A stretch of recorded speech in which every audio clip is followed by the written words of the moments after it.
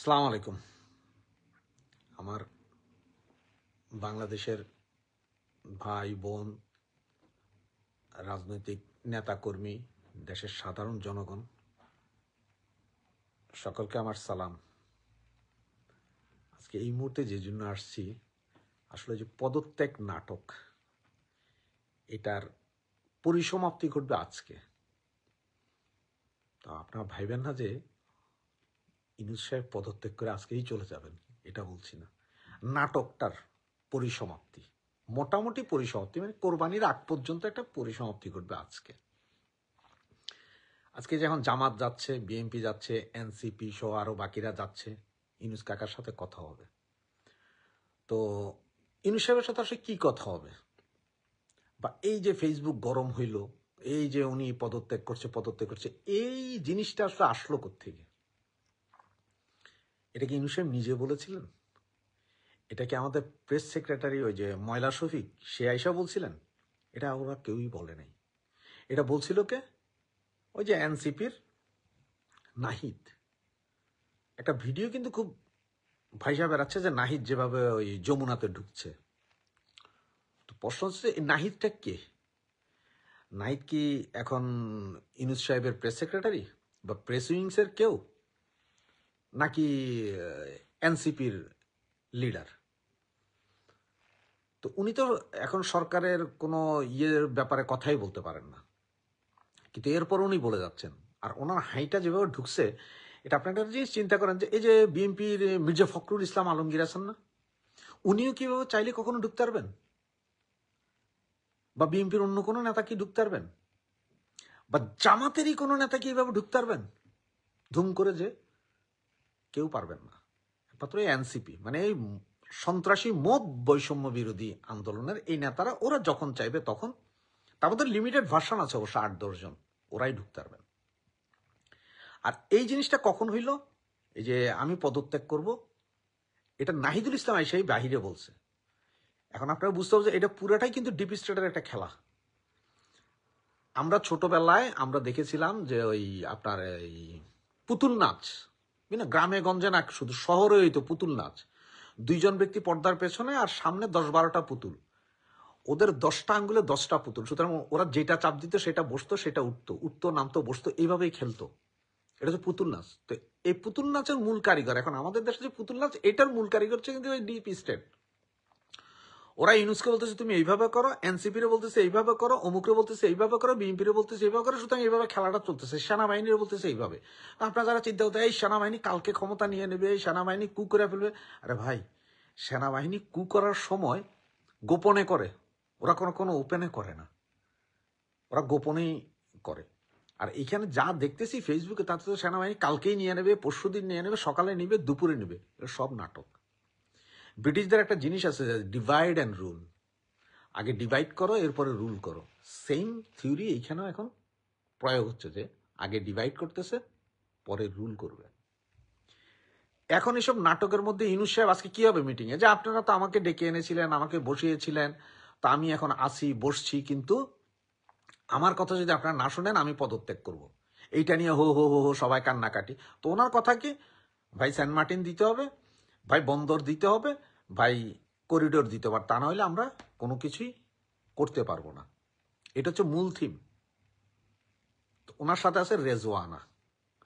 আরে রেজওয়ানা কিন্তু একদম স্বীকৃত রাজাকারের কন্যা। যে 17 জন রাজাকারের লিস্ট ছিল, সে 17 জনের মধ্যে একজন হচ্ছে রেজওয়ানার বাবা। আরে রেজওয়ানারে আপনার এই লাইমলাইটে আনছিল কিছু বাম সংগঠনের নেতারা। তৎকালীন সময়ে রেজওয়ানা চৌধুরী যখন ওই যে পরিবেশ আন্দোলন নামে আন্দোলন করছে, সুন্দর, আরো সুন্দর ছিলেন, ওই বামের নেতাদের সাথে আধা ঘন্টা বসে কথা বলে পরে সবার আবার আন্ডারওয়্যার দিতে যাইতে হইতো। সুতরাং সেই রেজওয়ানা তারে ইয়ে করছে। এখানে যে আমরা এখন যে চিল্লাচিল্লি, এই যে আজকে পদত্যাগ কালকে পদত্যাগ, টক শো, টিভি শো সব ফাটায় ফেলা হইতেছে, আসলে এগুলো কিছুই না। এর সব হচ্ছে যে ওদের মিলিভগত খেলা, মানে আমরা সব এরকম গন্ডগোল তুলে রাখবো এই। আর এই যে আজকে যাইয়া বিএনপি যাবে, যে কথাবার্তা বলে আসবে, ডিসেম্বর পর্যন্ত আর কেউ কথা বলতে পারবেন না। কাছে ডাক্তার নিউজ বলো, আমি তো ডিসেম্বর থেকে জুনের ভিতরে করবই ইলেকশন, আপনাদের সাথে কথা হয়েছে, আবার এখানে কিসের কথা? সুতরাং ফেব্রুয়ারি দেখেন, মার্চ দেখেন, এপ্রিল দেখেন, দেখতেই থাকেন। আর জুনের ভিতরে নির্বাচনটা কিভাবে করবে? ডিসেম্বরে বার্ষিক পরীক্ষা, ফেব্রুয়ারি মার্চে চলবে রমজান মাস, এই রমজান মাসে ইলেকশন হয় না। আর এই হাইম তোলার আরেকটা বিষয় আছে, এই যে আপনার মানবাধিকার সংস্থা অ্যামনেস্টি ইন্টারন্যাশনাল বিভিন্ন সংস্থা যে রিপোর্টটা দিছে যে বাংলাদেশের মানবাধিকার ক্ষুণ্ণ হচ্ছে, এগুলারে ধামাচাপা দেওয়া, এই যে আপনার IMF থেকে যে লোন পাচ্ছে না সেইটা, যেমন আপনার অর্থ উপদেষ্টা বললো যে IMF থেকে লোন পাওয়াটা খুব টাফ হয়ে গেছে, দিচ্ছে না, $103 বিলিয়ন অলরেডি লোন। আবার আমাদের যেই আছে এখন যে রিজার্ভ 15 বিলিয়নের নিচে, করিডোর এগুলো সব কিছু মিলে যে একটা ভেজালে পড়ছে, এগুলো নিয়ে যাতে পাবলিক কথা না বলেন তার জন্য এইটা। তারপরে যে প্রমাণ হয়ে গেল যে মংলা মাসুদ এবং বৈষম্য বিরোধী ছাত্র আন্দোলন, ওরাই যে মব কালচার সৃষ্টি করছে, ওরাই যে মবের রাজা, ওরাই যে মব করাইতেছে, এগুলো নিয়ে যাতে কোনো কথা না হয়। তো কিছু কিছু দুই একটা দুষ্ট সাংবাদিক আছে, আসলে বেশি দুষ্ট, ওরা মাঝে মধ্যে দুই একটা বের করে দেয়। তখন ইলিয়াস এই জায়গা থেকে, পিনাকি এই জায়গা থেকে, কনক সরার এই জায়গা থেকে, বিভিন্ন জায়গা থেকে ওরাও একটু ইউটিউবে কাউ ঝাড়তে থাকে। আর এরপরে আমরা সবাই মিলা বগলে হাত দিয়া তালি বাজাইতে থেকে, হ্যাঁ এটাই তো ঠিক, এটাই তো ইউনূস সাহেব রাখতো। আর বাবা, ইউনূস সাহেব থাকুক আর না থাকুক, কারো কিচ্ছু আসবে যাবে না। ইউনূস সাহেব কি কালকে চলে গেলে কি বাংলাদেশ ধ্বংস হয়ে যাবে? নাকি বাংলাদেশে একটা রেল চলবে না? নাকি বাংলাদেশে আপনার খাইতে পারবেন না, পানি পাবেন না? এরকম কিছু সবই চলবে। ইউনূস সাহেব এখন আছেন এই যে গ্রামীণ টেলিকম, এই যে স্টার্লিং আসলো, এটা দিয়ে আপনার আমার কি লাভ হয়েছে?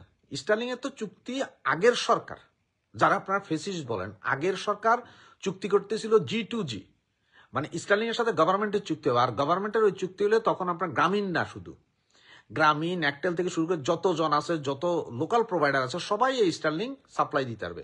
এখন কি হলো, শুধুমাত্র গ্রামীণের সাথে চুক্তি করলেন, গ্রামীণ টেলিকমের সাথে।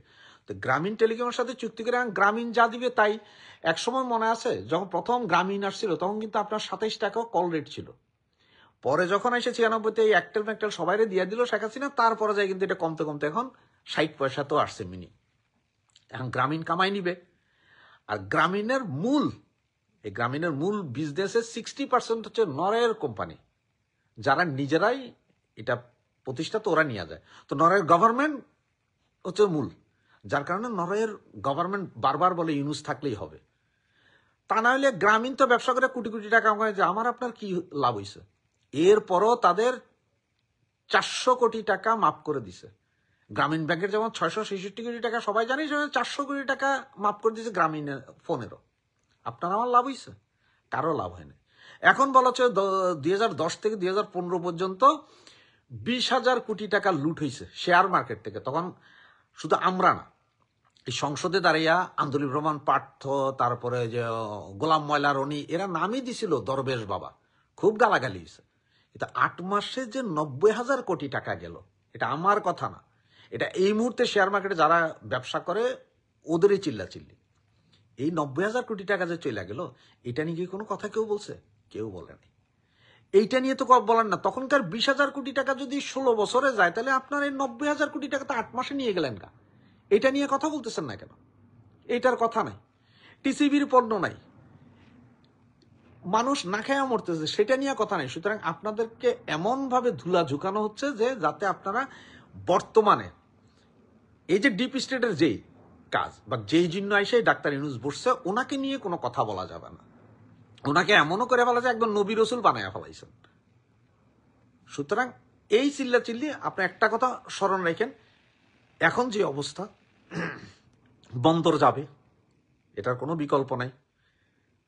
আপনার করিডোরও হবে, সেন্ট মার্টিনও যাবে। অনেকে হয়তো বলতে পারেন যে ভাই বন্দরে তো সব চোর চারটা চুরি করে ফেলছে। আচ্ছা ঠিক আছে, আমিও মাইনে নিলাম সব চোর, ওকে। তো বন্দরটা ওদের হাতে কেন? ইন্টারন্যাশনাল টেন্ডার দেন আপনি। বন্দর তো মাত্র 2 বছর আগে বন্দরের বাকি অবকাঠামো সব রেডি করে দিছে, এখন তো লাভ খাওয়ার কথা। সেটা না করে আপনারা একটা কোম্পানির কেন ইন্টারন্যাশনাল টেন্ডার দিয়া দেখেন যে আমাদের এত হাজার কোটি টাকা আগে দিয়ে দিতে হবে, এরপরে এত বছরের জন্য লিজ দিব, এত টাকা করে দিয়ে দেবো। তো লস হোক লাভ হোক সেটা তোর ব্যাপার, আমি জানি না। চালাইয়া দেখেন কি হয়, সেটা দেন নাই কিন্তু। কারণ সেটা দিলে তো ধরা। এখন আপনারা যেটা দিবে সেটাও যদি ওনারা লাভ করতে না পারেন, ওনারা নিয়ে যাবেন। তো লাভ করবেন কিভাবে সেটা তো বলেন না, বা লাভটা হইলে আমাদের দেখাবেন কিনা সেটাও আমরা জানি না। যেমন বন্দর গায়ে। আর এই যে জাতিসংঘের যে একটা রিপোর্ট ছিল না, যে 1400-800 মারছে বলে জাতিসংঘ বলছে, ওইটাও হচ্ছে যে একদম বানানো। কারণ জাতিসংঘ যদি ওইটা না করে তাহলে ইউনূস গভর্নমেন্ট ক্ষমতায় টিকতে পারে না। আর যদি টিকতে না পারে তাহলে ডিপ স্টেটের এই মালগুলা, এই যে বন্দর, পোর্ট, তারপরে আপনার করিডোর, সেন্ট মার্টিন, এগুলা নিয়ে এই খেলাটা খেলতে পারে না, এগুলা দিতে পারবে না প্রভুদেরকে। সুতরাং প্রভুদেরকে এটা দেওয়ার জন্যই জাতিসংঘ এই কাজটা করছে। জাতিসংঘ চলে তো আমেরিকার কথায় ভাই, ডিপ স্টেটের কথায়। জাতিসংঘ না হলে 2 পয়সার বেল আছে কই? জাতিসংঘ ইসরায়েলে যায় এত কিছু কইতে পারলো না, সিরিয়াতে যায় কিছু বলতে পারলো না, ইরান, আফগানিস্তান কোথাও যায় কিছু বলতে পারলো না। আইসা একদম বাংলাদেশে এই হয়ে গেছে। এগুলো সবই হচ্ছে যে আপনার খেলা।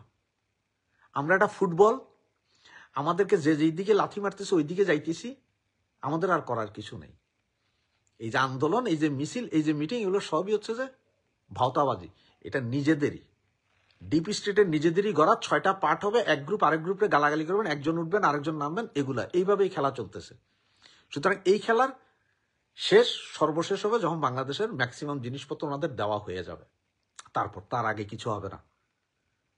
আর আপাতত আজকের পরে কোরবানির আগ পর্যন্ত আমরা সবাই সুখে শান্তিতে বসবাস, কোরবানির গরু নিয়ে সবাই দৌড়াদৌড়ি করব ইনশাল্লাহ, এতে কোনো ভুল নাই। এটি হচ্ছে যে নাটকের, আজকের পদত্যাগ নাটকের অস্তিম পর্ব। কারণ ইউনূস কাকা পদত্যাগ করবেন না, উনি নিজেও বলেন নাই সামনাসামনি। কারণ উনি পদত্যাগ কিভাবে, উনি তো আসছেনই এগুলো করতে। এগুলো যেদিন শেষ হবে সেদিনই উনি পদত্যাগ করবেন, ওইটা আবার লিখে রাখতে পারেন। আসসালামু আলাইকুম, থ্যাংক ইউ।